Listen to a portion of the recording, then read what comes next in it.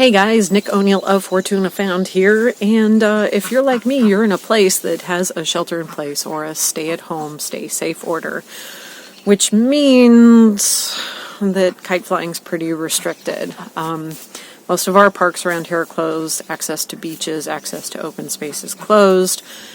We do have woods around here, so I can kind of fly, but of course it's a little bit difficult. So reporting here from the garden in front of our house, which you get to enjoy the ducks waddling past. I'm sorry, they're really loud. We love them. But you can see our flowering plum, and hopefully we'll have good plums this year. Anyways, I figured with this time, while I can't really be out flying or doing interviews or going to kite festivals like I had planned, I can share with you some of my favorite kite books. And we'll make this easy. We'll start with the most recent kite book that I was given, and I don't believe these are readily available. I'm not sure. You would have to check with Scott Skinner of the Draken Foundation. But the first up would be this book called Kite, People, Japan, and it's just got his name right here at the bottom, Scotty, as in Scott Skinner. But there are photos in here of some beautiful, beautiful Japanese kites. Let's see if I can find them. Some prints from the archives, along with quotes. I feel almost like LeVar Burton of Reading Rainbow, or being on Reading Rainbow and talking about, and this is my book, and this is why I love it. Anyways, so here we go. We've got some more of these prints depicting kite life in Japan.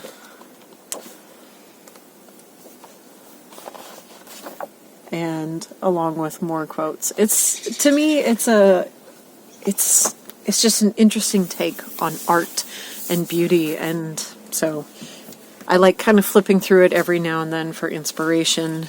And seeing what else I can find. So the next book would have to be what is sometimes referred to as the Pelham Bible, or the Pelham Kite Bible, or Pelham Kites, or what have you. And this is the quintessential book for anyone that wants to get involved in kite making.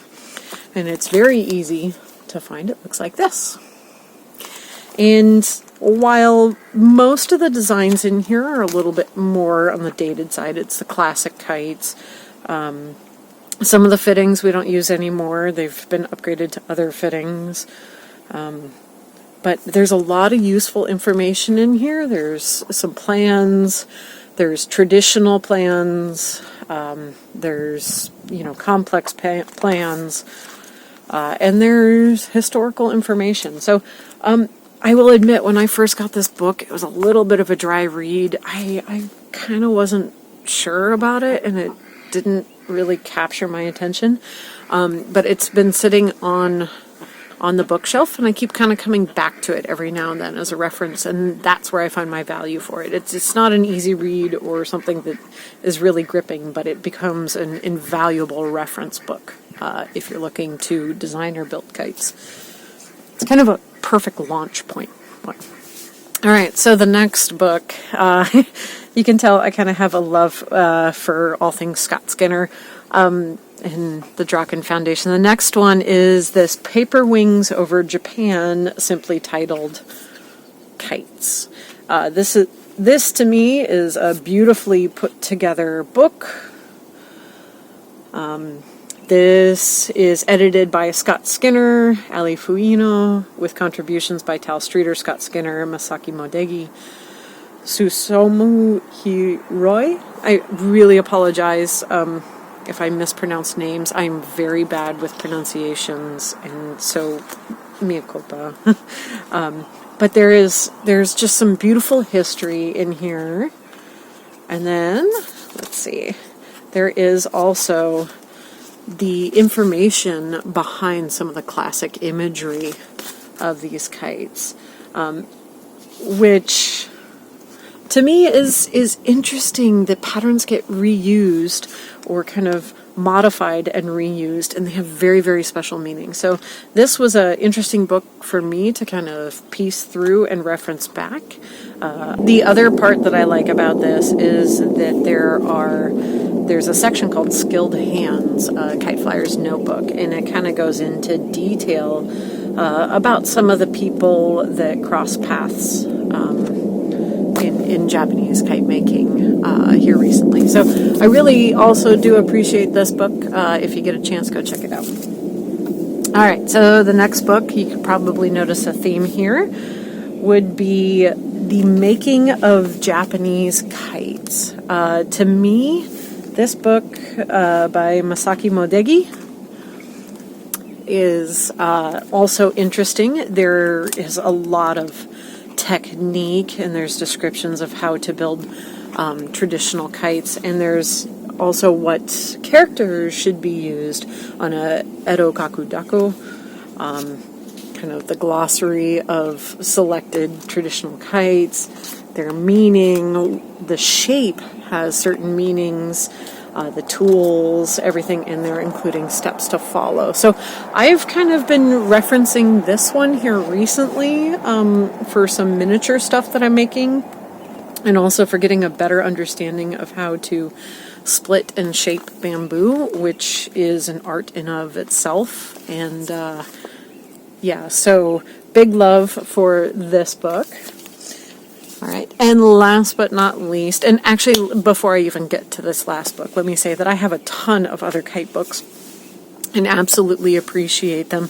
These are just 5 that I grabbed off of the bookshelf that I have touched recently, that have been an inspiration to me recently. So I figured that would be good for this quick little video. So the last book to me is a real treasure because it shows how different kites can be. Everything from the traditional to a little bit more artistic and fun. And that is Into the Wind, the Art of the Kite. This book by Hans Sylvester has some absolutely fantastic photos in it. So we have a little bit more of the traditional kites. We get into structure kites. We get into 3D. We get into some incredibly culturally significant kites. And then we get into these really weird artistic pieces that, you know, the minds behind them that are creating them, they're beautiful. And of course, the classic trepaniers. And, you know, placing these kites in the sky and as art pieces in of themselves is, to me, just fantastic, and it really captures it all. And I like this little bit. A kite, like us, needs air to live, but a kite needs more. It must have air that is in motion. Without wind, the kite is dead, an empty, soulless, discarded thing. But once it is launched on a breeze, it is an object that makes a dream of flying with our own wings. What is a kite exactly? A child's toy or a work of art? A crafty object or an aerial wonder? Probably some of each. Its creators give it form, color, personality, and life. Attached to a cord, once into the wind and aloft, it shows what it can do. For the connoisseur, there's a great difference between keeping a kite in the air and flying it with expertise. Today, kite flying is immensely popular and enriched by the innumerable variants invented by enthusiasts around the world.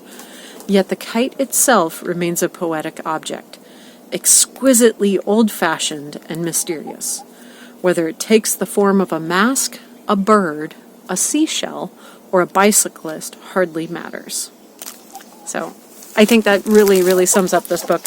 And again, this is more just a photo book, but I keep referencing it for inspiration, and I love it. So it looks like Henrietta the chicken has come to say hello, and I guess that means it's time to finish this little video chat.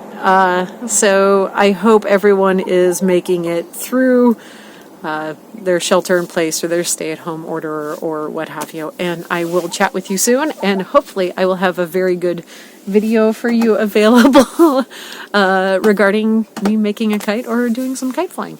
All right. Peace out, everybody. Hope you're safe, and much love.